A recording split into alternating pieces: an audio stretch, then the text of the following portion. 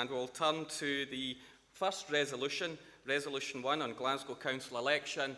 And the resolution is to be moved by Councillor Alison Hunter, the SNP Group Leader in Glasgow City Council.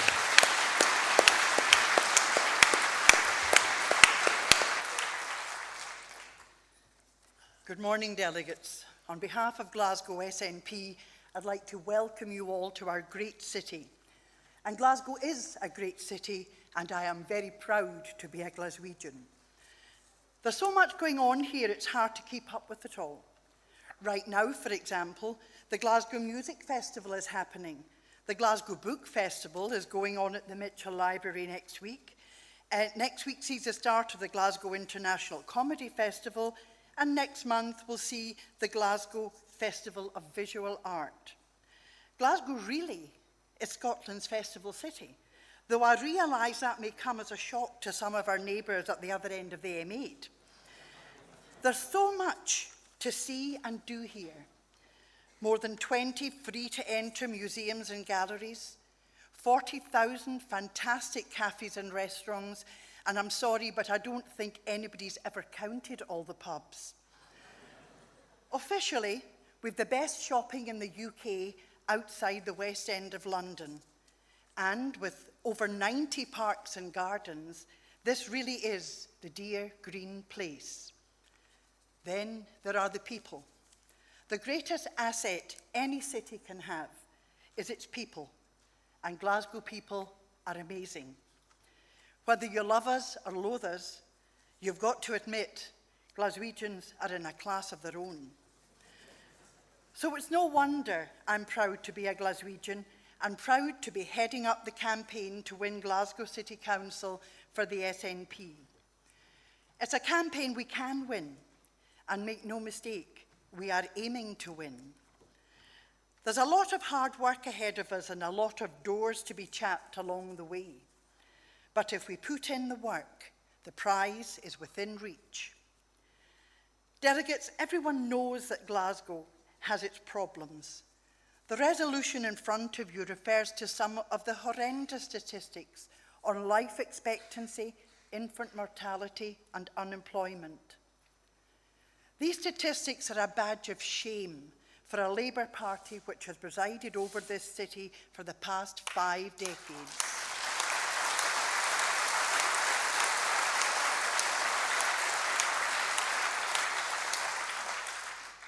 I'm not going to make any false promises about what an SNP administration can achieve.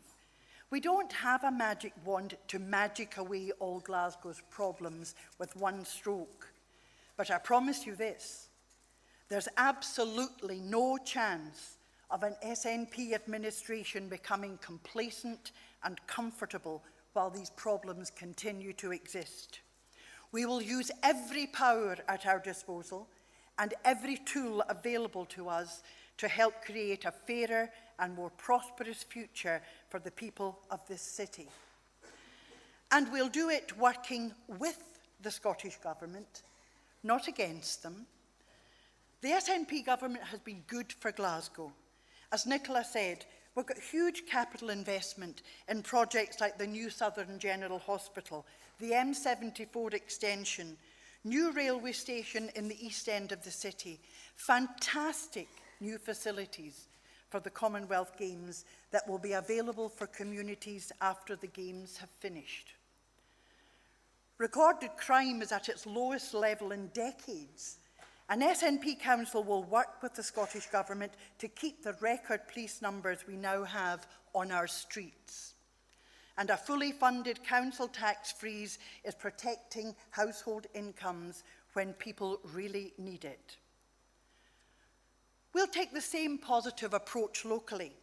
We'll do more to support local businesses, create jobs. We'll bring a new focus on driving up attainment in schools and fostering aspiration in our youngsters.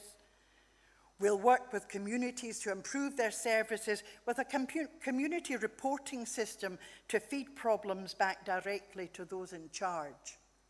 And we'll make it easier for people to let us know if we're getting it wrong by setting up a petitions committee that the council has to listen to.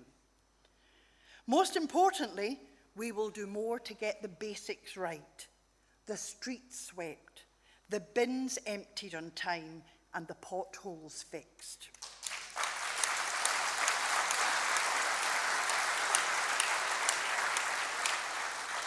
Delegates, next week we'll see the final finishing touches being made to our manifesto to move Glasgow forward. It won't be full of unrealistic, unfunded and unachievable pledges like Labour's. That's a sign of a party which doesn't expect to be in power after the 3rd of May. It will set out our common sense proposals to improve the workings of the Council and deliver better outcomes for people. As someone once said, we don't have a monopoly on wisdom, so our door will always be open to any of our opposition colleagues who have a bright idea they want to share with us. We want to work with colleagues from other parties where we can find common ground in the interests of the city. That's quite a revolutionary concept in Glasgow, but I think it might catch on. Most importantly, we want to work with the people of Glasgow because no one cares as much about this city as the people who live here. And no one knows more about the changes we need to see. And by showing people how their lives can be improved with more open and accountable government at local as well as national level, we can show them how much more can be achieved with independence. Please support the resolution, and I hope you enjoy the rest of conference.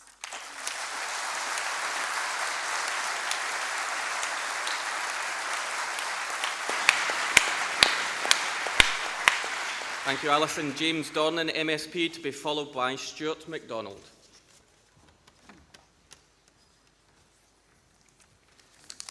Thank you, Convener. Delegates, it's a great honour to follow the next leader of Glasgow City Council up to the podium. I'm sure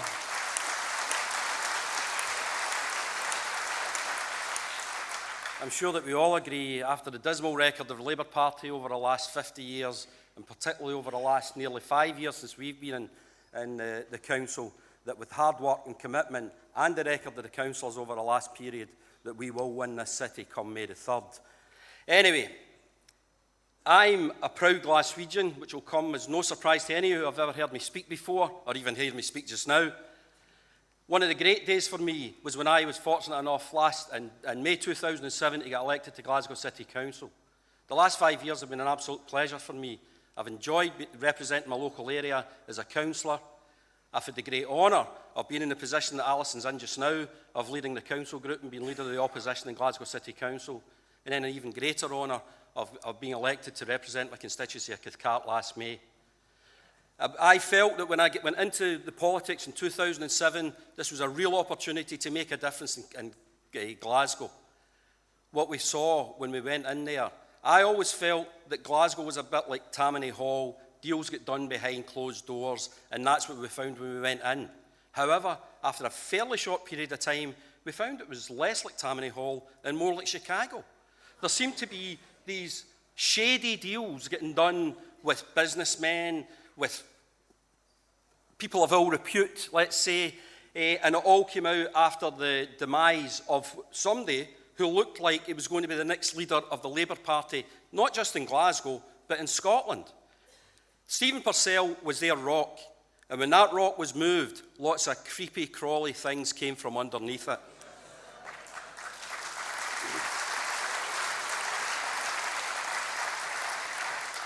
This motion speaks for itself.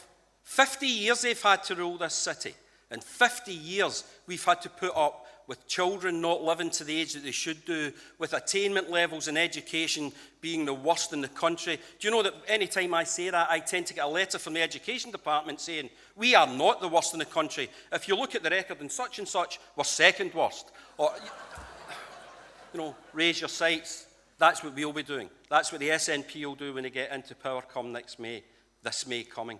We have a lot of hard work to do. There's a real opportunity for the city. The government have shown over the last number of years just what we can do. And now that we have overall control, and once we get independence, I have no doubts that they will be able to show more and more how to govern a country and how to make sure that you govern not for the people in your party, not for those councillors or MSPs that you want to appease because they need your support to keep you in a position where you earn lots of money, but for the people that we are here to represent. We have a great bunch of councillors here. We have a fantastic group of councillors coming to join them. We will be a tremendous force for good in the city of Glasgow. There will be an openness and transparency amongst Glasgow City Council that they will not recognise. And I have to tell you, that frightens the life out of them. And it frightens the life out of them for a number of reasons. It frightens the life out of them because the record of these councillors have shown that the one good thing that has happened to the Labour Party since we came in 2007 in the council was some Labour councillors realised that if I want to keep my job, I need to start working at it. They thought that what they could do before is turn up every 4 years, say, right, Mrs. Smith, just put your cross there, can't do that now, because we're chasing them, we've been hounding them, we've been leading by example. We will continue to lead by example between now and May, and after that, with Alison's leadership, and the group of councillors, experienced councillors we've got, and the fantastic new group of councillors that are following up with them, we will lead this city to be a better place, the place that I want to be even more proud of than I always have been. Thank you very much.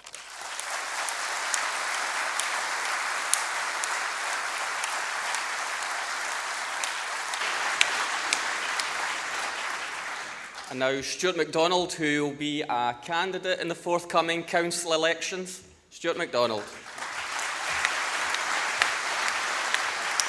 Thank you very much, Chair. Conference, another welcome to the great city of Glasgow, and it's a pleasure to follow the former leader, and I'm not just saying that because he is also my boss.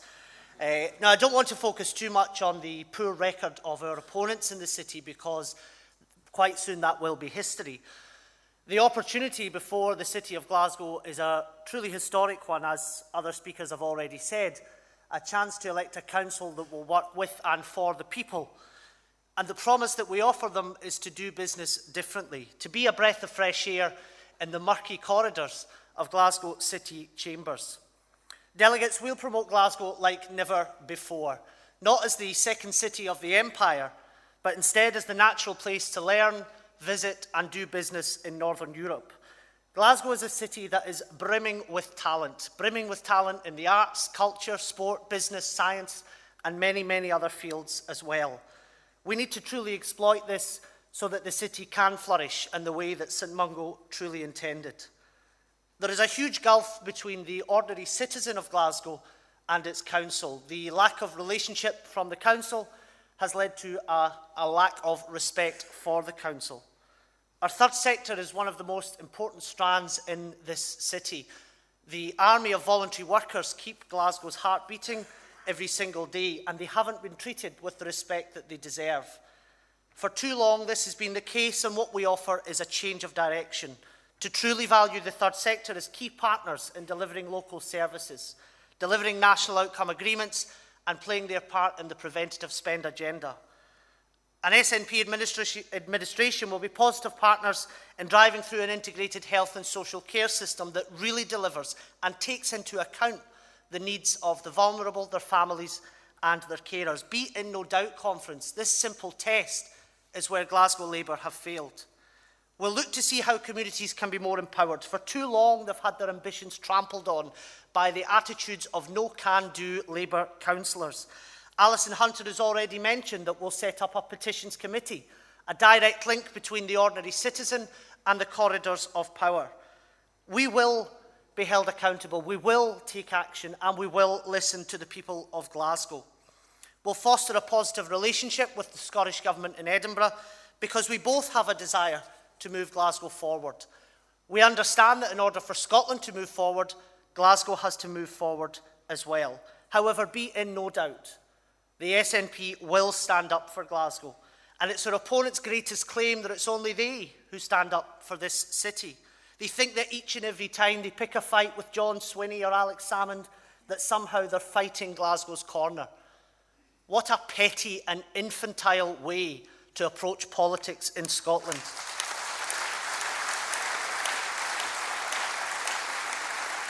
The city of Glasgow is crying out for political and civic leadership. And if it's looking for it in Gordon Matheson's Labour Party, then they will be found wanting. Labour's time in Glasgow is up. The people of Glasgow started the clock ticking last May. The civic revolution in Scotland's largest city has been a long time coming. So as Scotland's party, I urge you to pull together, let's work together, let's take Glasgow forward. Thank you.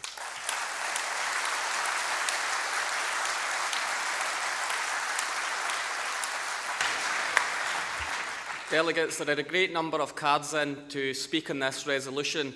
I don't think we have any disagreement. The mover of the resolution has waived her right to sum up. Can I ask that the resolution is passed by acclaim?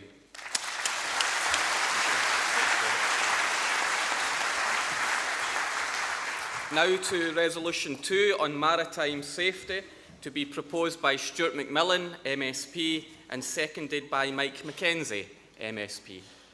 Stuart McMillan.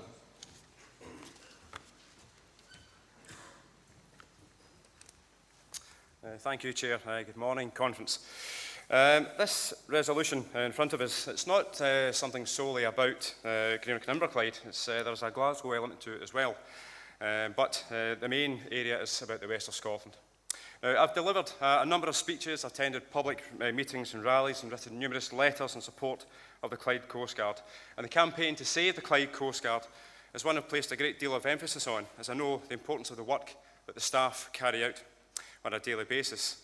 In my role as a convener of the cross-party group on recreational boating and marine tourism, I've learned a tremendous amount about the work that the Coast Guard undertake and the scale and the volume of incidents that they've actually got to deal with in the Clyde and also further beyond.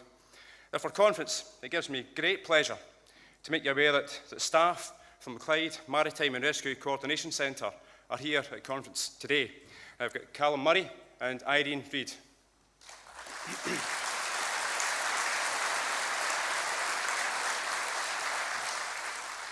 Conference, I hope that we today can actually offer our solidarity and support to the campaign to save the Clyde MRCC and demonstrate that the SNP support the backing of the resolution and highlighting how the decision by the coalition government in London to close the Clyde Coast Guard is both reckless and will put lives at risk. To give delegates some context as to why the Clyde must be saved, here are just some key facts about the Clyde MRCC base that actually need to be highlighted.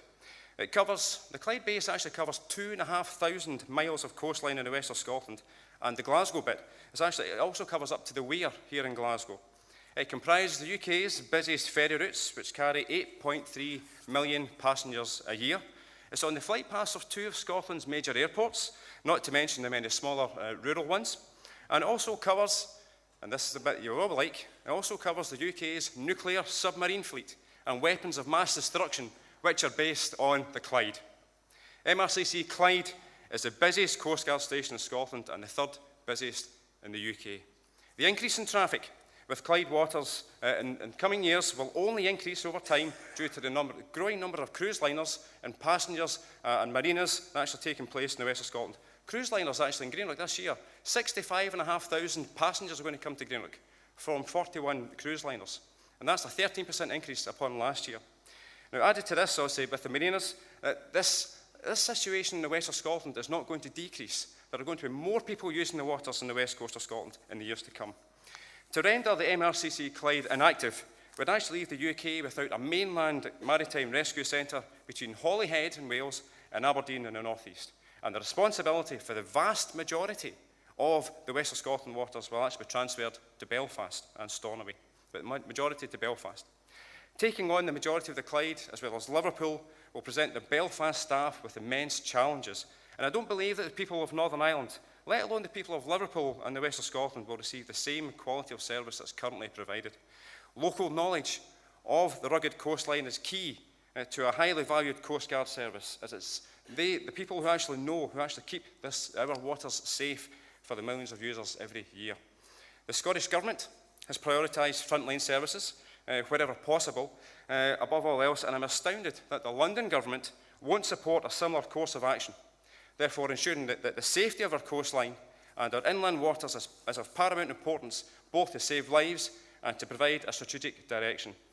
Conference, despite the consultation period actually being over, it's not too late for the UK Government to listen to the arguments, listen to the growing number of people actually saying this decision must be reversed.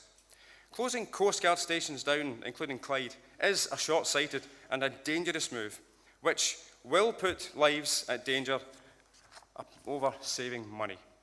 Now, this decision is actually, although it's the Condemn Coalition who are actually going to carry this out, it actually wasn't them who started it. I've got a document here, the study into the future of the Navy Buildings Greenock site, the outline business case. This was published in May 2007. Who was in power then? As a result of that, I started to write to the UK government, the then UK government, and I got a response back from the then Minister, Kevin Jones MP, this was dated the 14th of January 2010. And actually he goes on to say in his letter that the continued retention of the buildings does not represent the best value for money. Now, conference, I hope, and I'm sure, that conference today will back this resolution by acclaim, because this is something that the UK government, irrespective if it's a Condemn Coalition at the moment or the one prior to that, the UK government had it in their sights to make sure that the Clyde Coast Guard station was going to close, no matter what. I ask you for your support, your total support today, to make sure this resolution goes forward, and we as a party will actually stand solely and truly behind the Coast Guard station in Greenock. Thank you.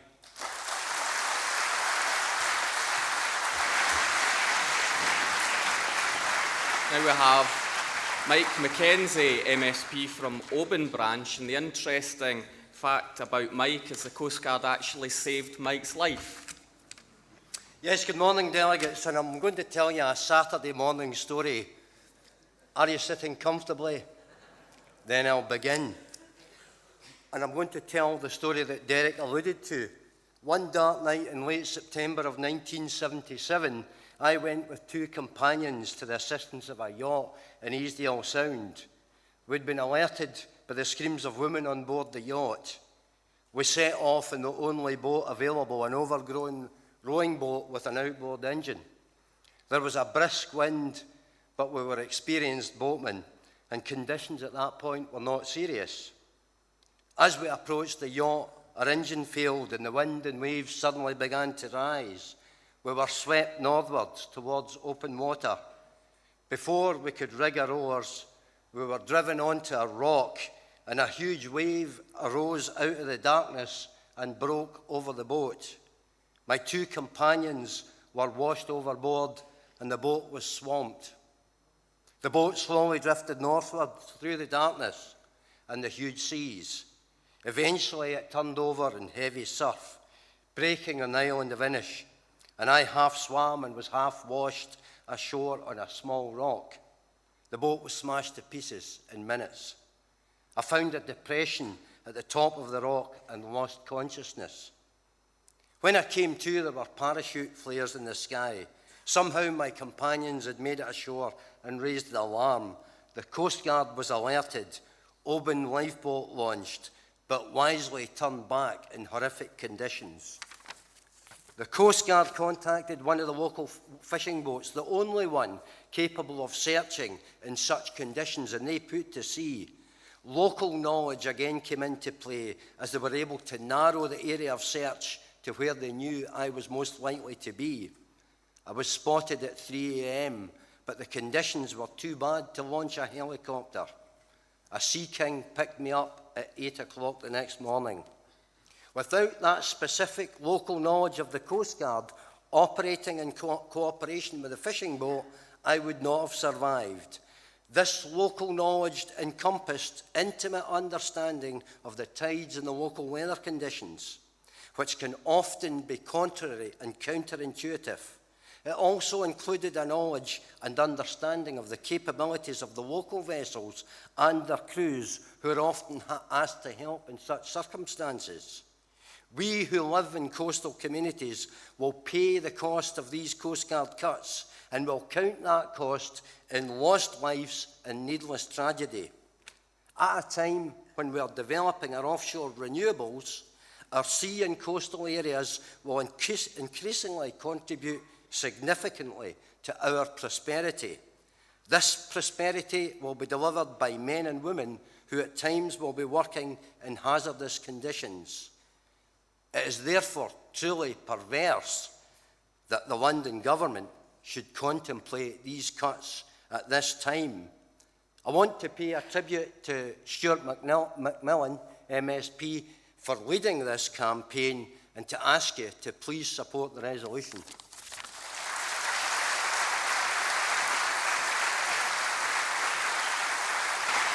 Thank you, Mike. Now can I ask Matthew Campbell-Sturgis to come to the stage to speak? And Matthew is the SNP council candidate in the ward in which the base is. Matthew. Thank you, Chair. Morning, Conference. I'd like to talk to you today about the resolution. As Derek pointed out, I am one of the candidates in which the centre is located. Delegates, the centre is quite simply a lifeline service. As Stuart alluded to, Clyde MRC covers 2,500 miles of coastline.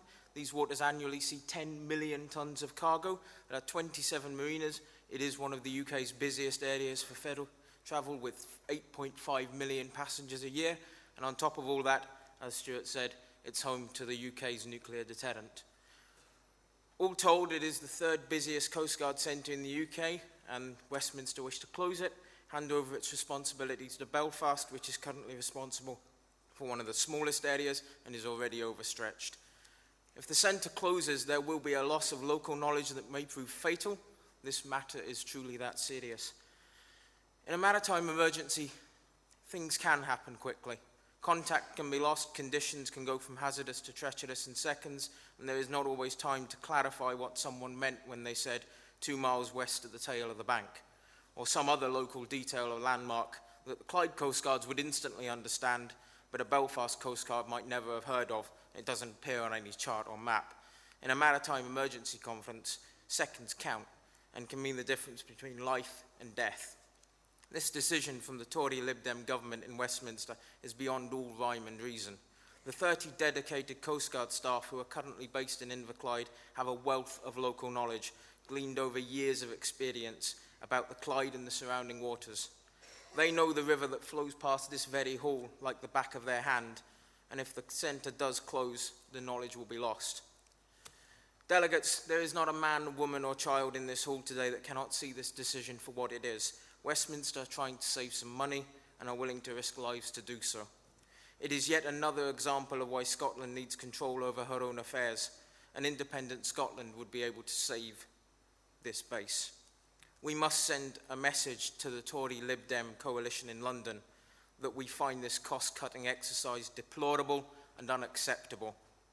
Delegates, for the good of the 30 staff whose jobs will be lost if the centre's closed, for the sake of the local economy, which will take a dent if this important facility is shut, and most of all for the safety and well-being of every person in every vessel on the Clyde and the surrounding waters, I urge you, Conference, please support the resolution.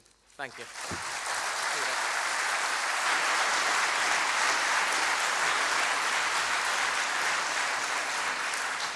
Thanks, Matt. Now, there are no cards in against. Again, I think we have agreement. Stuart, would you like to waive your right to sum up? Can't actually see where you are. Yes, you're happy to waive. Okay. Can I ask then, Conference, is the resolution passed by acclaim?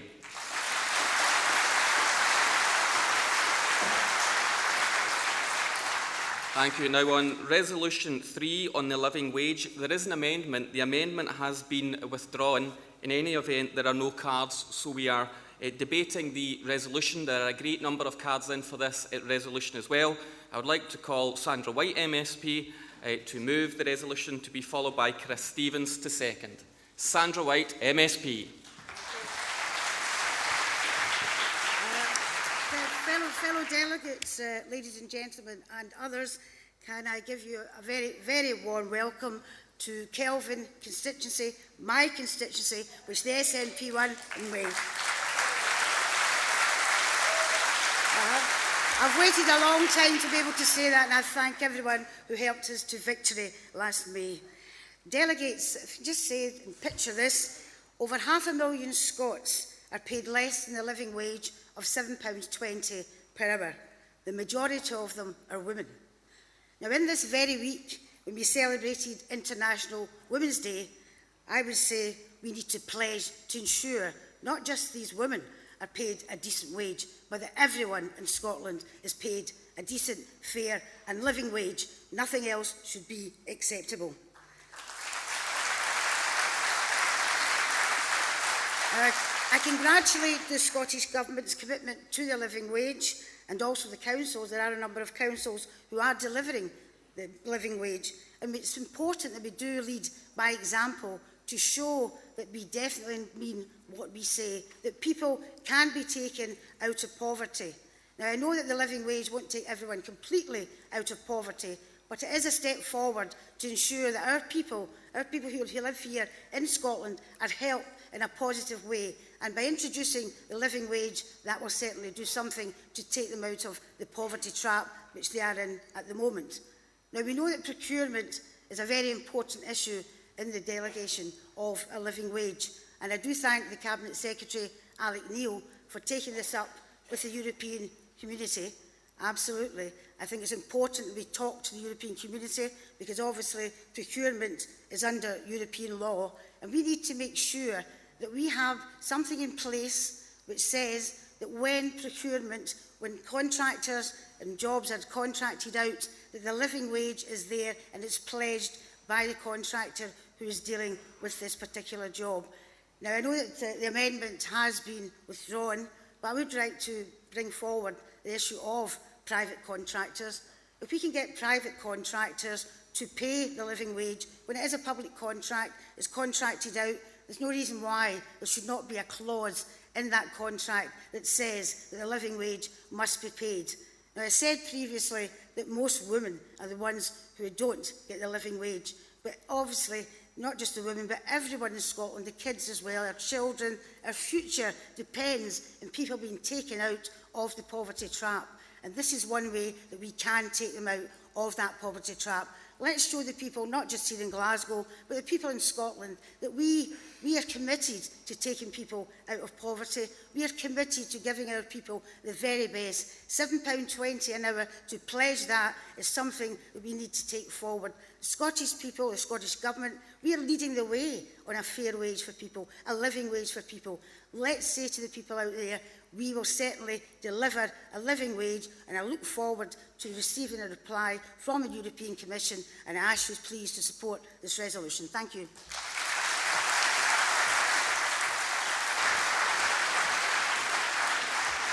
Chris Stevens, to be followed by Councillor Peter Grant.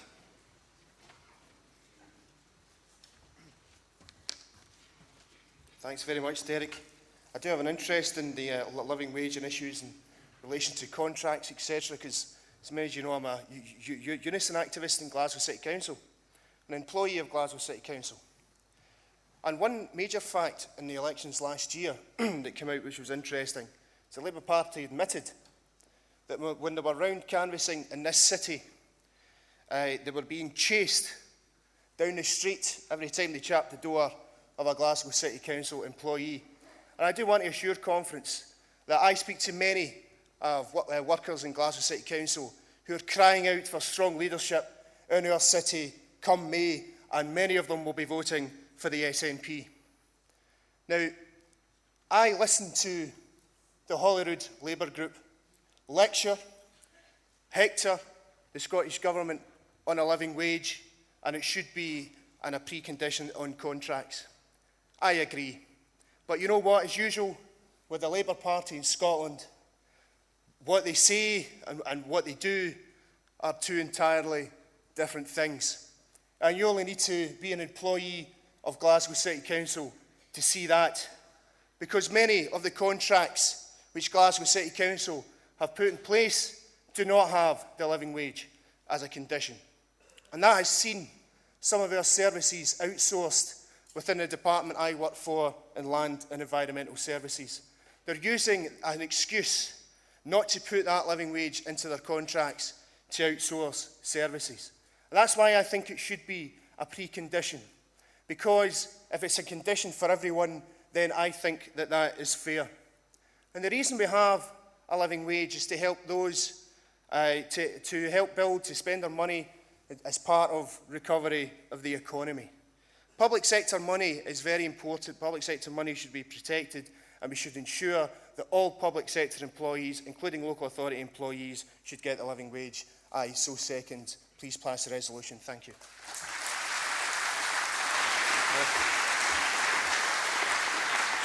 Thank you, Chris. And now Councillor Peter Grant, who is leader of Fife Council, to be followed by Richard Laird, elected member. Peter Grant.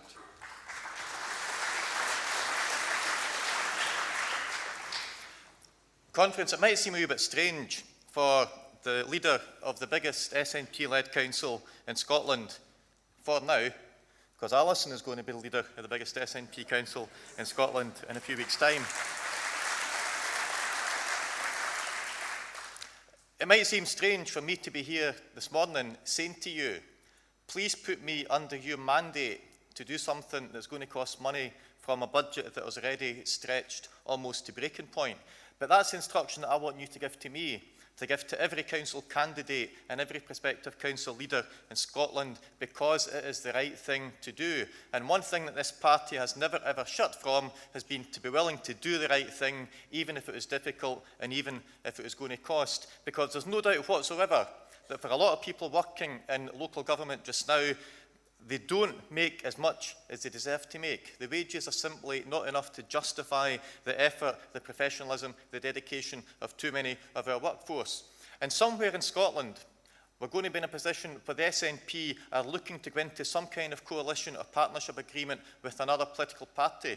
And the stronger the commitments we have got in our manifesto, the more councils we will begin to, either as majority administrations or in coalition, where our councillors will be able to argue successfully to implement the living wage for all local government employees. And we'll do that in understanding that it comes at a cost. It's not going to be easy. There will be difficult decisions to be taken in order to achieve this. Conference, we've had to do that at Fife Council. Every SNP administration has had to take difficult decisions to achieve what we believe in. Right now, 94% of people in Fife think Fife Council is doing a good job for them. I wonder what the equivalent figures would be for Labour-controlled Glasgow City Council just now. I don't think you get 94% of Labour councillors in Glasgow to think they can trust Glasgow City Council.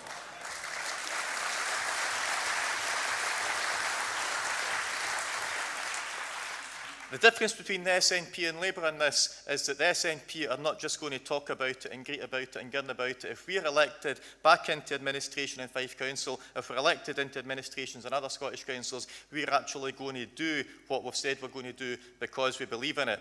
And I find it astonishing that a Labour Party who after 17 years in power in Westminster, and practically the only thing they can claim to have done for ordinary working people was to introduce the minimum wage. And no sooner had they been voted into opposition from they tell us that their minimum wage wasn't actually enough to live on. Conference, if that was what you get from 17 years of Labour and power in Westminster, it's no wonder that the Labour Party is falling apart at the seams, is losing support left, right and centre, not only in Glasgow, but the length and breadth of Scotland. We've already got a policy in Fife as part of our budget proposals this year. We haven't been able to go as far as we'd like to guarantee a living wage, but we have agreed to have serious discussions with our trade unions and with our workforce to deliver it as soon as we possibly can. Conference, every single Labour councillor in Fife voted against that commitment in budget day in Fife, just as they voted against a commitment to open negotiations to guarantee every one of our workers no compulsory redundancies in Fife. These are the policies we want to see promoted in Fife. These are the policies we want to see promoted across Scotland. These are the policies that Labour councillors in your council are very probably voting against right now, just as they voted against them in Fife a couple of months ago. That conference is why Scotland needs stronger and greater SNP representation right across the country. That is why Scotland needs to be able to take control of its own affairs, because councils can do what we can. The Scottish Government can do what it can. We've actually had some success in persuading Europe to listen to Scottish local government on European procurement directives, something that never happened when COSLA did what Labour told them. Conference, with the power we have just now, we can make a difference. With the power we'll have after 2014, we can really go somewhere. Support the motion.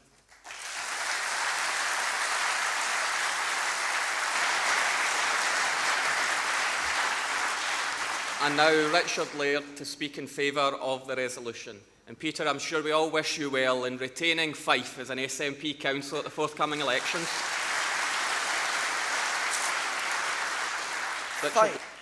Thank you, Convener. Conference, this issue goes to the heart of why I support independence.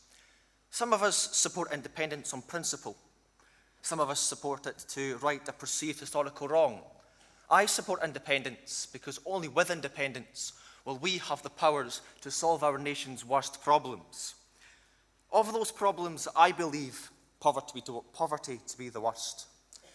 Despite the achievements of our SNP government, 1 in 5 households in this nation lives in poverty. A similar proportion of our children are brought up in impoverished households. Given the tremendous wealth and resources in our nation, I believe that to be a disgrace.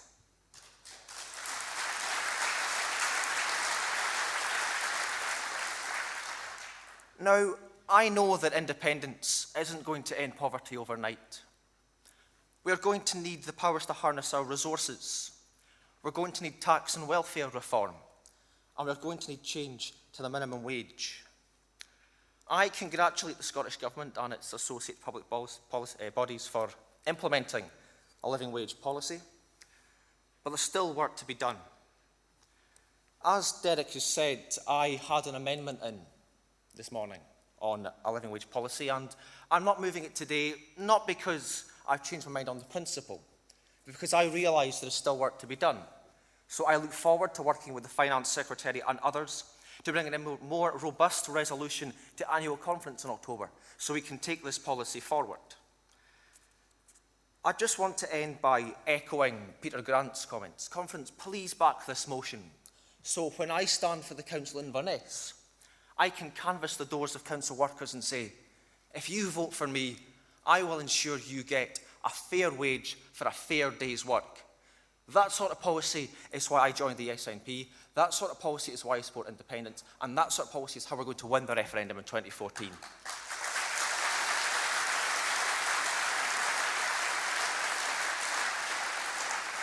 And on that note, Conference, I ask you to back the motion. Thank you.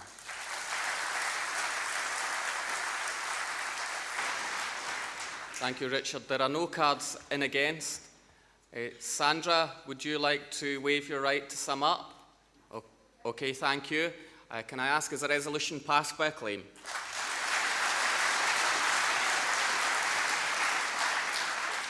Now on to Resolution 4 on biodiversity, to be moved by Councillor Phil Green of Glasgow Council and to be seconded by Stuart Stevenson, MSP. And apologies to those speakers whose cards have not been able to reach.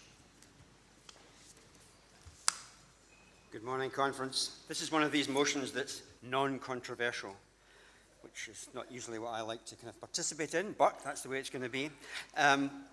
40 years I've been in the party, and it fills me with pride to be in Glasgow and see a conference with the numbers that we've got here. It's just great, and it's wonderful to be here and be part of this whole movement that's going to move into power in Glasgow and take over numerous other authorities in this city. Anyway, that's got nothing to do with this motion, so let's move on to it. Conference, like most things, geology was invented in Scotland, or at least it's recognised. Father of geology was a Scot, James Hutton. For a nation of our size, we have the most diverse and complex geology of anywhere on the planet, with numerous sites of national and international importance, which are visited and researched by a worldwide audience. An ecosystem is a dynamic complex of plants, animals, and microorganisms interacting in their non-living environment. And geodiversity, which is what we're talking about, is the non-living environment. Geodiversity is a term which many people are not familiar with and tend not to understand the important link it has with biodiversity. Geodiversity is the variety of rocks, minerals, fossils, soils, the landscape, and the natural processes which form them. Geodiversity underpins biodiversity. It supports the formation of soil, which is crucial for crops to grow on. It provides habitats for animals and plants, and it provides the provisioning services for building materials, stone, bricks, cement, metal ores, industrial minerals, oil and gas. It provides for services in tourism and culture, and it gives us the knowledge of Earth history, evolution, and most importantly, climate change. Scotland's geodiversity is what shapes our land, our mountains, our rivers, as well as our coastlines and cities. The understanding of geological processes allows us to deal with such natural events as flooding. The knowledge of the geology of a river catchment area and its use in regulating river flow is a cheaper method of flood control than spending countless millions on building walls to canalize our beautiful rivers. With global warming, the knowledge of coastal processes will be essential in dealing with the inevitable rise in sea levels. And given Scotland has the longest national coastline in Europe, that's kind of important. By studying present-day landscapes, those in the oil industry can build up their knowledge of where to find oil and gas off our shoreline. At the moment, the Scottish Biodiversity Strategy Review is in its first draft. This is being drawn up by SNH and members of the Scottish Government. Members of the Scottish Geodiversity Forum, of which I'm a member, have drawn up a Scottish Geodiversity Charter, which has come to the end of its consultation process, and the final document will be launched on the 7th of June in Edinburgh by our own much-loved Stuart Stevenson, who's going to speak after me. It is envisaged that all organisations and all local authorities will sign up to this, but unfortunately it has no statutory base, geodiversity being the Cinderella of natural resources. The Scottish Biodiversity Strategy is a legislative document and will inform local authorities when drawing up their local plans. It is inconceivable to consider that biodiversity services stand alone without considering the geology that underpins them. It's a bit like trying to sell a flower without a stalk. Anyone seeing the recent BBC TV programme, The Great British Countryside, terrible name, but nice programme, which this week focused on the Scottish Highlands and how its geological past has influenced its present landscape, will understand that the landscape of our country does not stand still. If you missed it, I would recommend you watch it in iPlayer. It's a good programme. Geological features get lost in the same way as a species of plant or animal, and once lost, are gone forever. Therefore, the preservation of local geodiversity sites in the same level as local biodiversity sites would ensure that sites which give us the knowledge and understanding of how the geological processes work is essential. We would see geodiversity duty of care in statute, but until such time as that is achieved, we would urge that biodiversity is widened to take in all natural processes. Even if you don't fully understand this motion, I'm sure a lot of you don't, it's a wee bit of, because it's quite complex. Vote for it, as it's good for Scotland.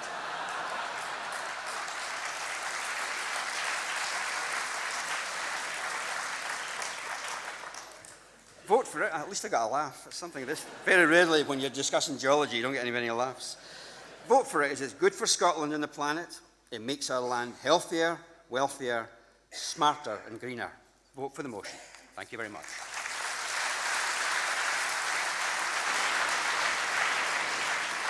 Phil, thank you for that. And now Stuart Stevenson, MSP. Thank you very much. Convener, thank you, and thank you for that round of applause. As the former Minister for Snow, I'm not sure I was always the most popular person in Scotland. But it's an absolute delight to be back in government and part of our very successful, energetic team, who will be out, of course, supporting our councillors and council candidates. But it's a great pleasure to be here to speak for a couple of minutes about biodiversity. Scotland's natural environment is an economic asset for us. It provides employment for people in many areas of Scotland where there are a very limited range of economic opportunities. It is the clean waters of Scotland that support a £450 million aquaculture industry. It is an environment that creates a hugely, substantially successful tourism industry, and one that is growing in success. When people think of Scotland, they think of, yes, tartan, shortbread, but they also think of our hills, our glens, and our wonderful scenery. And with that, the biodiversity that accompanies it. Now, there is a tension, of course, between protecting biodiversity and supporting economic development. And I just want to tell you about one little unusual example that I visited in the southwest of Scotland over the last summer, where the open cast coal mining industry, not normally the most popular of neighbours for almost anybody, have worked with local fishing interests. And as a result of that industry, which supports some £15 million of economic benefit to the local environment and has seen the River Nith diverted on 3 occasions, we've seen a huge uplift in the quality of the environment by working across the grain of what you might think was natural to support environmental improvements. There are 4 times as many salmon get to the headwaters of the Nith as was the case a bit over 10 years ago, directly as a result of an interaction between an industry and a natural environment interest that you would normally think to be antipathetic. We've got to achieve these kind of partnerships right across Scotland. And of course, when we protect the environment and biodiversity, we've got to remember that human beings are part of that biodiversity and ensure that at the heart of our decision-making, economic value is there as well. Let me just say a little bit about peat, which Phil made reference to. Our land is a huge carbon sink.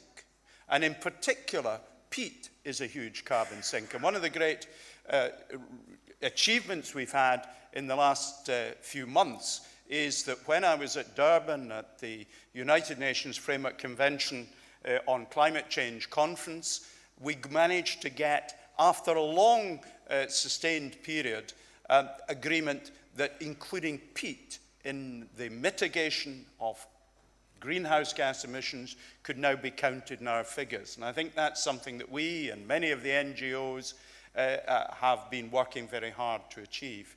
We're already investing in the flow country and the Caithness to restore some of our peatlands to their natural state. That improves biodiversity, but it also absorbs huge amounts of carbon dioxide. The most optimistic science, which I think is probably too optimistic, says that if we restored all our peatlands, we wouldn't have to do anything else on climate change in Scotland whatsoever. That's a bit unlikely, but it will be a very significant part of what we want to do. Other countries across Europe are interested in what we're doing in biodiversity, what we're interested in doing in peatland. As a minister since May last year, I have met with and discussed these issues with over 24 ministers from other countries. This is a very worthy and useful motion. I hope you do understand it when you vote for it, but in any event, do vote for it.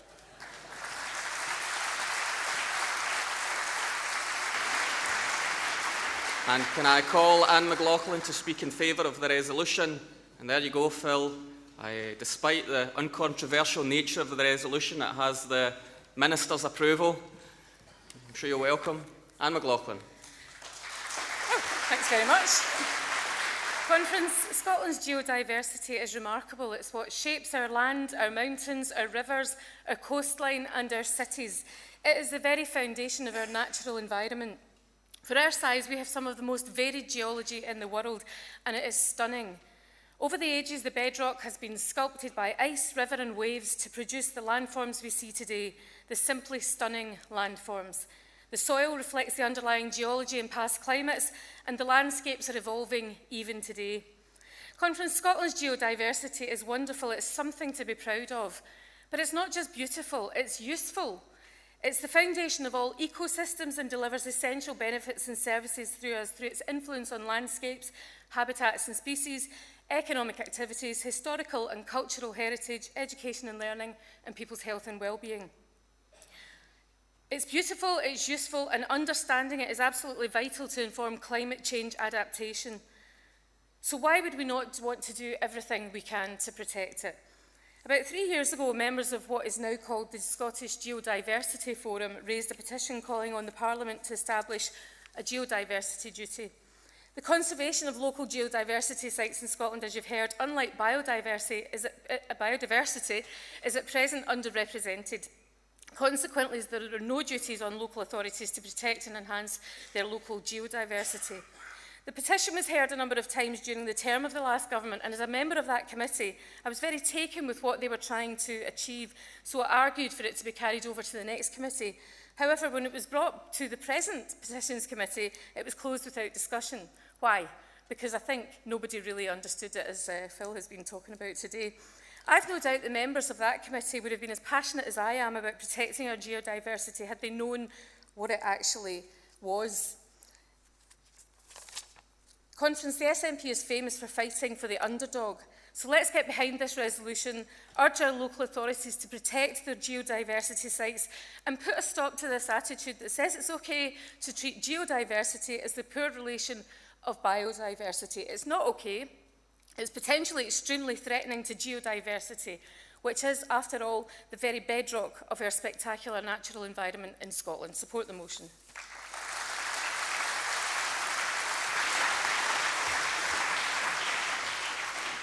Phil, you're quite happy to waive your right to sum up. There are no cards in against. Is the resolution passed by acclaim? Thank you. And now we turn our attention to Resolution 5 on Trident, to be moved by Bill Kidd, MSP, and seconded by John Finney, MSP.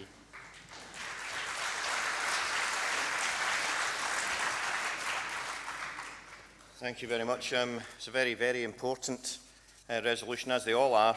Unfortunately, I can't promise you any micro-orgasms the same way as Phil managed in the last one. Maybe one big one, I don't know. Anyway.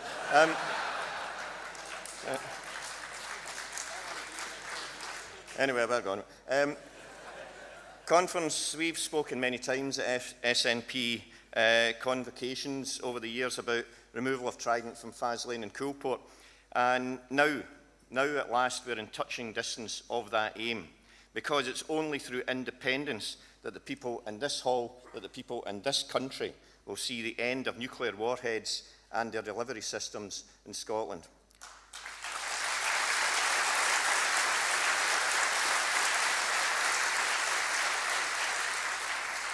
So we need to think about how this will be achieved, and I know that our planning team, Angus and Derek and others, are very much looking at this alongside other areas of policy that we are developing in the approach to the referendum. We can disregard the wild-eyed claims by desperate Westminster politicians that Scotland will be liable for the construction of a replacement nuclear base elsewhere, which I don't know. I mean, if they possibly like to build it out of Lego, and you know, I'm sure that I've still got some under the bed from years ago. The Ukraine wasn't found liable for the costs of a new base in Russia when it had the old Soviet missiles removed in 1994 and they were taken back to Russia. And as a direct answer to my question of what happened to the removal of nuclear missiles and the clean-up of bases in Kazakhstan, their foreign minister told me that the cost was $600 million. And it was met by Russia and the United States of America. Now, I don't expect the Americans to meet any of these costs, but I do expect that the people who actually want to own these weapons should meet the costs of these weapons, and that's not us.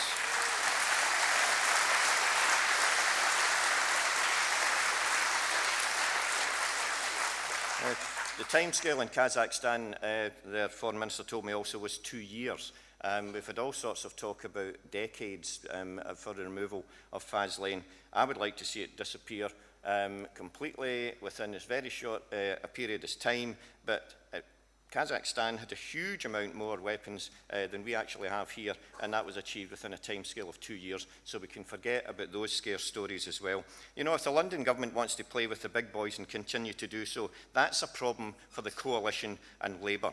Though I believe that the English and Welsh peoples will be very happy to follow our lead and force Westminster to abandon the grandiose, wasteful and dangerous plans for the replacement of Trident.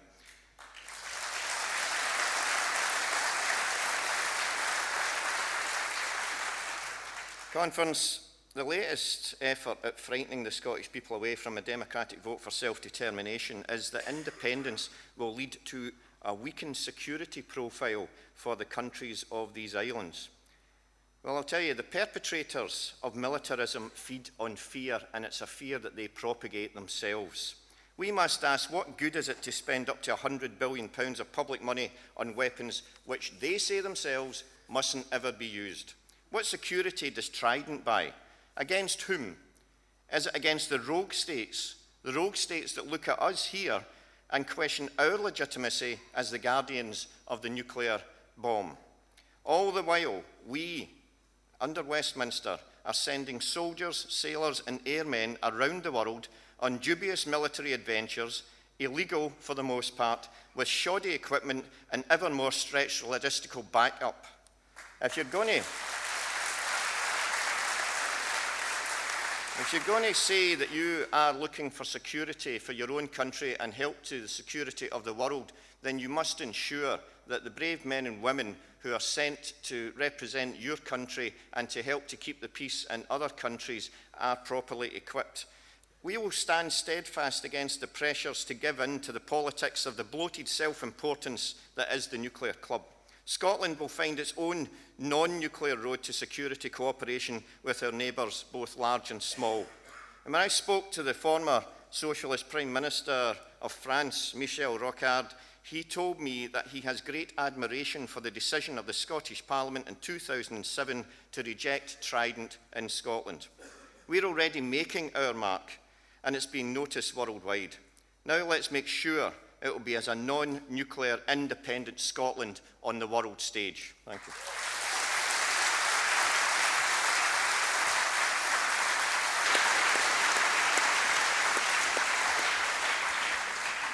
John Finney, to be followed by Councillor Audrey Doig. John Finney, MSP. Morning, Frank. Martin Van Harrichin, morning conference. 1961 saw the US Polaris fleet arrive at the Holy Loch, and with it, widespread demonstrations across the UK. I think there's evidence of a very clear north-south divide, and I think we can work out how that might be. I'd like to commend to you all this publication, which had the privilege of the author speaking to, along with Bill, and a group of cross-party, and I think it's important, cross-party parliamentarians at the Parliament this week. Trident, Know Where to Go by John Ainsley. And I'll quote largely from that.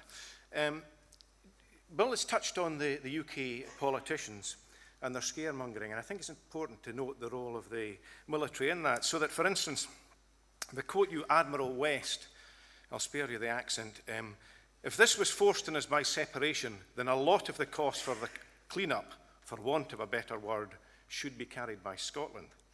Philip Hammond, the UK Defence Secretary, who, as Bill says, seems unable to equip his troops that he does send abroad, said that we would pay the cost for relocating. And not to lose out on it, 3 days later, Lord Robertson, you mind him, said we'd pay multi-billion pound compensation. Now, Bill's touched on the situation of the breakup of the USSR, and I think international law is very clear on where these matters rest. What I have to tell you is that relocation isn't a serious option. Now, that may depress a lot of people, but bear with me on it. 1 week on from these pronouncements, MOD officials were talking about the nightmare scenario for Trident. And that nightmare scenario was that London would pay any price to keep Trident at Fastlane or Coalport. So there is nowhere for Trident to go. And if Scotland remains firm on this issue, and I'm certain that we will, the UK will have to abandon its nuclear programme. Now, Conference, I don't think this is the time for triumphalism. We all have to be patient, we'll have to be responsible, and we'll have to be global citizens on this issue. So, having said that, and maybe that's sounding negative, can I give you the words of the First Minister from the 25th of January this year, an important day for many reasons. It is inconceivable that an independent nation of 5.25 million would tolerate the continued presence of weapons of mass destruction on its soil. That's a reassurance for me. I hope it's a reassurance for you. Please support the motion. Thank you.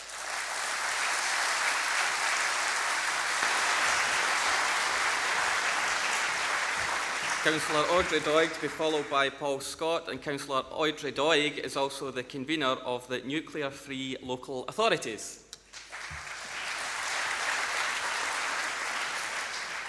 Hi, a lot of you out there will probably not know what the Nuclear-Free Local Authorities is. I didn't really know about it till I became a councillor 5 years ago. And what it is actually a British and Irish steering committee that get together and look at different ways of stopping all nuclear activities throughout all of these islands. But luckily enough, we have a Scottish one, and the Scottish one is the strongest one, believe it or not. And it's so strong that the SNP in the last 5 years have not only taken over convenership of the Scottish end, supported by Glasgow District Council, thank you very much, Alison, who is one of my colleagues that's on the council with me, Glasgow District Council and both SNP and Labour councillors support this financially to go ahead, and thank you very much. And hopefully we'll still do, with Alison in its control in May. But we also own the convenership of the whole of Britain convenership, as in one of our councillors from Dunfermline. So you can see how in 5 years we have taken over this association, and we are the strong voice, and the SNP are leading it not only in Scotland, we're leading it in all of Britain. And why? Because the SNP are known, and hopefully we will not stray from, our one true policy that we've kept, not only independence for Scotland, but a nuclear-free of weapons for Scotland too.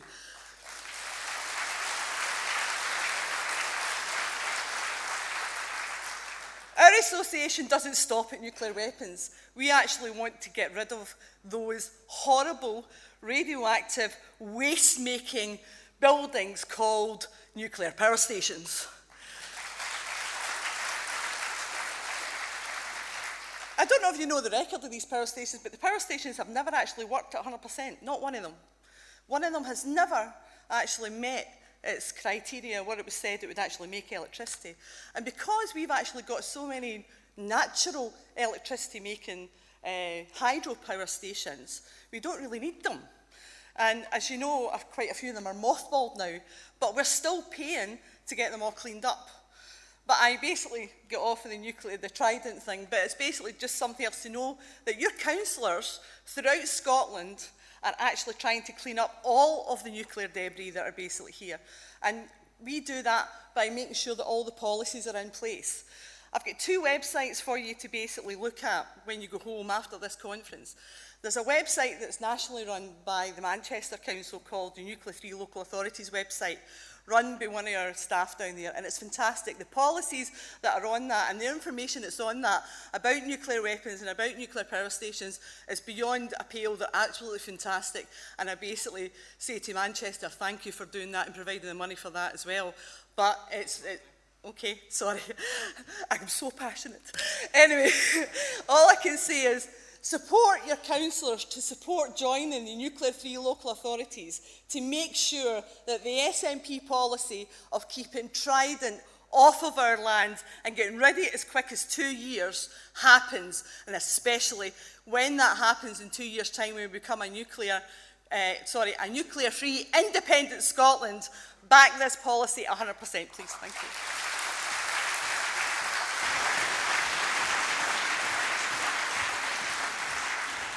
Thank you, Audrey. And now Paul Scott, who will speak in favour of the resolution. And can I thank all speakers for sticking to their allotted time. It's made sure we've got through the agenda quick, smart, and that's very much appreciated by me as chair. Paul Scott. Delegates, I'm very glad to have an opportunity of speaking on this resolution because it's the most important issue which faces us, it seems to me. Have you noticed, by the way, that these various people who propose some form of devolution max or devolution something or other always say foreign affairs and defence can be left to Westminster? That is absurd because they're the most dangerous aspects of policy.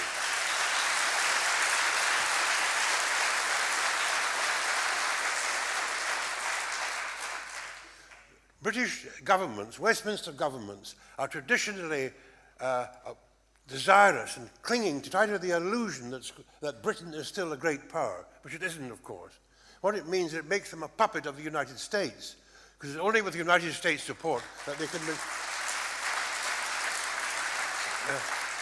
They need United States support for the maintenance of these nuclear submarines, and they need United States support to play the kind of role that they want to play.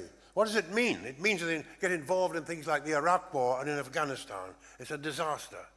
Well, Scotland ought to be a prosperous, medium-sized European country like our neighbours across the North Sea, with moderate armaments, non-nuclear, and we ought to be sensible about these things. Now, the extraordinary thing about the British government and these nuclear weapons is their policy is so contradictory. They're in favour internationally of a policy to reduce nuclear weapons. They do their best to encourage other countries not to go nuclear. But on the other hand, not only do they maintain these submarines in Scottish territory, but they're proposing to renew them and strengthen them at very great expense indeed. I saw one estimate was £100 million. I think Alex Salmon mentioned that. So the whole thing is an absolute, utter disaster. It's the worst aspect of British policy. And it's the real reason why we must, one of the major reasons why we must escape from their control. So I hope this resolution, I congratulate the people who drafted it and moved it, and it's the most important resolution that faces us. So please support it.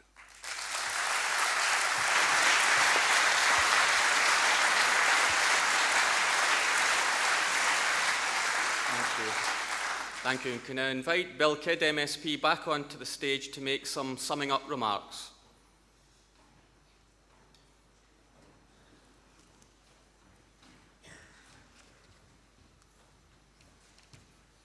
It's the nicest invitation I've ever had, some summing up remarks. Sort of like, you know, well, this is a nice hall, isn't it? This is Trident we're talking about. And Trident, as we all know, is, as Paul has alluded to, the most dangerous threat imaginable. Carl Sagan once said, you can't have a small nuclear war. A small nuclear war leads to a big nuclear winter that affects us all. There is no way in the world that we can allow our country to continue to be used as a repository for these weapons of mass murder. We have to have them removed. Our right to do so is enshrined internationally by the United Nations. Britain's right to upgrade Trident is actually denied by the United Nations under the NPT, which is the Nuclear Proliferation Treaty, Article 6, which says that any further growth in the nuclear arsenal or development or moving a nuclear arsenal from one country to another is prohibited. Therefore, we are in the right internationally. We have the law on our side. We have right on our side, if I dare put it that way. We have to make sure that these Trident nuclear weapons are removed and that an independent Scotland is a non-nuclear independent Scotland. Thank you very much.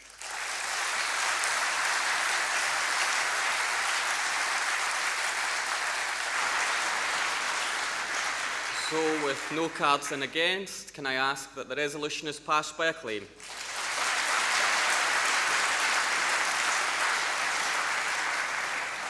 Thank you. And the final resolution today, well, for this session anyway, is unfair charges for private tenants. I'll give people a moment or two to leave the hall if you're leaving now.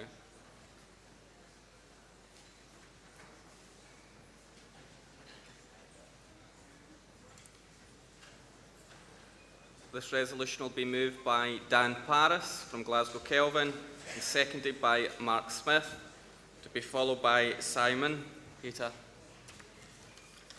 Just hang on 1 minute, hang on.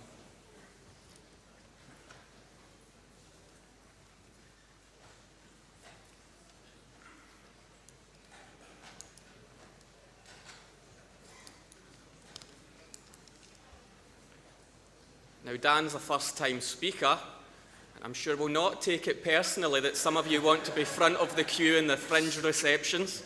for lunchtime.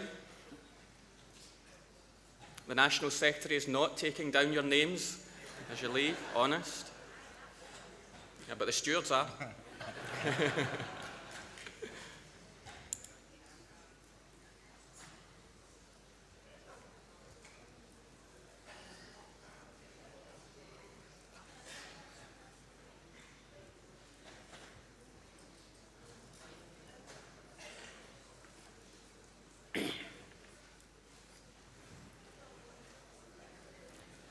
And we'll finish in good time.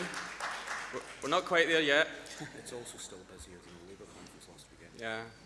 Even at our quietest, we are still busier than the busiest point in our opponents' conferences over the last few weeks. And the fact that you have to queue in says a lot. The receptions, I think, will be well attended as well. If people are here for in sharp time for the beginning of the next session also, that would be appreciated. And when you come in for the next session, the stewards have asked me to remind you when you come back, if you're in early, to make sure you're in the central areas so we can make sure that there's no awkwardness when the queues return. Okay, can I invite Dan Paris, first-time speaker, representing Glasgow Kelvin, to lead this resolution?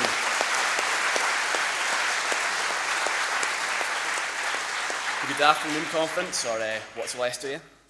As a member of the host constituency here in Glasgow Kelvin, I'm pleased to welcome you all to this beautiful city and to have the opportunity to move this motion.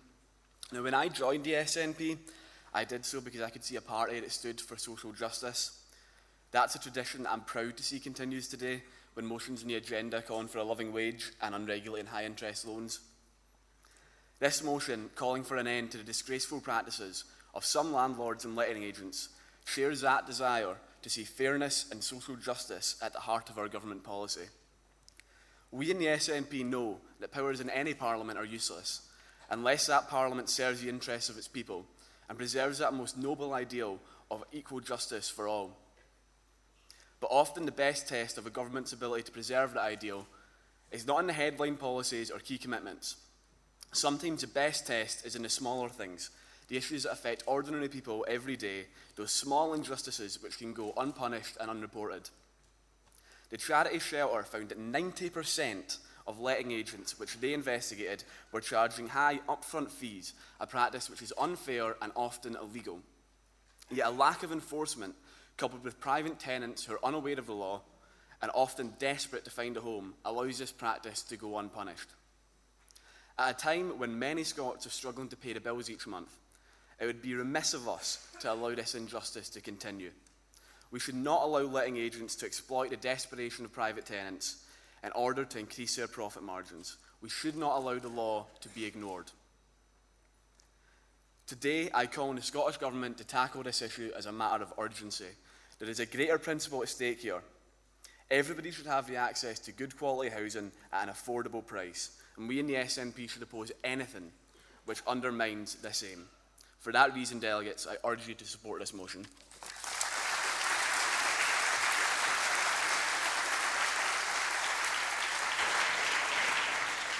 Now Mark Smith from Glasgow Kelvin, who's also a first-time speaker at conference. Thank you. In the words of the great Phil Green, just vote for it. Just vote for it. Good afternoon, conference. Thank you, panel. Conference, in addition to what Dan has just said, there is one outstanding statistic which is particularly relevant to this part of Glasgow. In the ward I hope to represent as a councillor, which is Hillhead, dwellings by tenure for 2011 statistics show that private rented accommodation is at 30%, which is markedly higher than the Glasgow average, which is roughly about 10 to 20%. When it comes to choosing accommodation, many people like myself are restricted for choice. I'm sure that most of you will know that the cost of property in the West End is significantly higher than elsewhere in Glasgow. And due to the points-based system employed by the housing associations, it is nigh on impossible to qualify for social housing. What this means is that we have a substantial amount of people who do not and cannot fit into either category, and so they are forced to take this middle option. Landlords and letting agencies should recognise that they do have a social responsibility. Conference, I'm sure you'll agree that it is a somewhat absurd, preposterous proposition that on top of a hefty deposit and expensive rent, there should be this string attached. And no one here needs reminding that it was this sort of profligacy and financial expediency which proved to be one of the main instigators of the collapse of the financial markets in the first place. Current legislation, as Dan has just said, does provide protection to tenants. Unfortunately, this is not always enforced, and or tenants simply do not know their rights. As a prospective councillor and hopefully part of an SNP administration here in Glasgow, I would like to assure Conference that we will defend the rights of people, especially private tenants, when it comes to them choosing good quality, no strings attached, rented accommodation. Please, ladies and gentlemen, delegates, I urge you please to pass this resolution by acclaim. Thank you.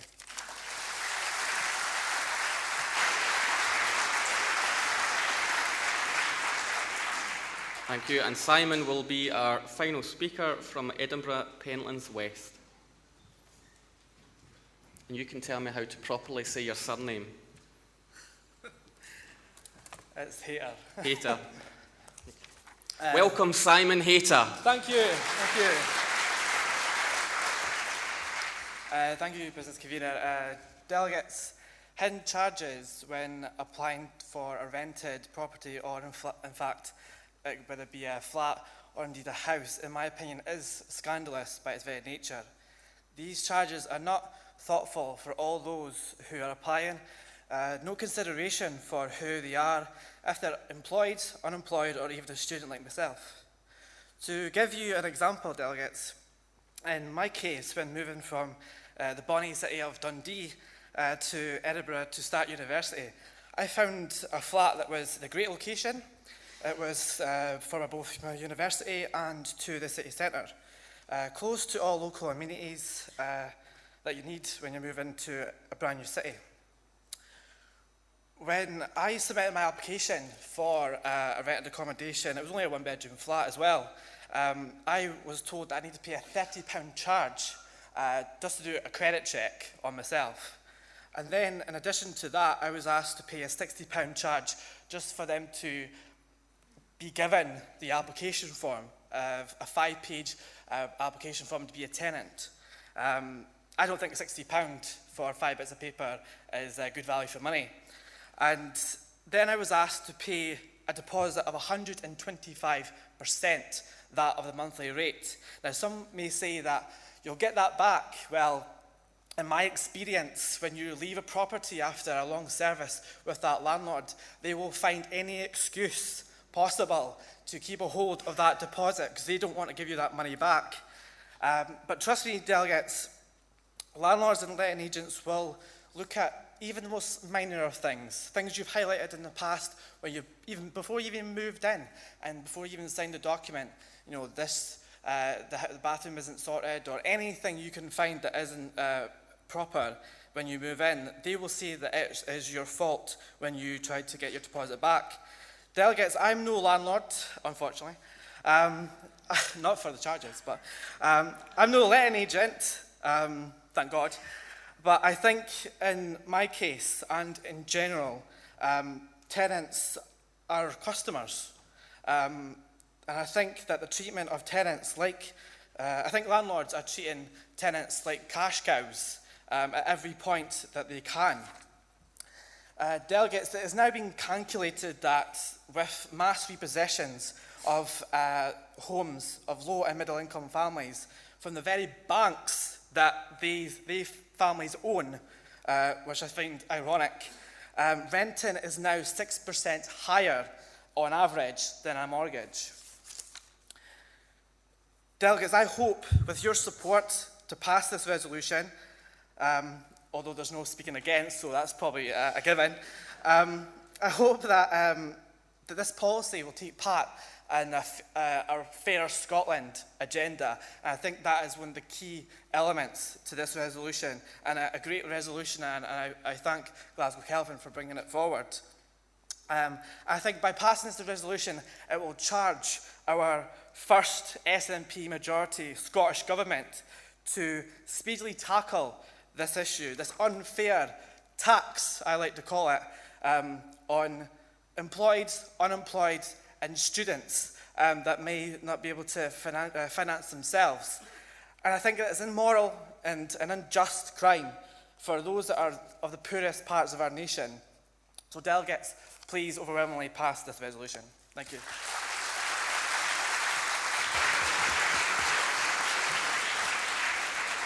There are no cards in against. Dan, would you like to sum up? No.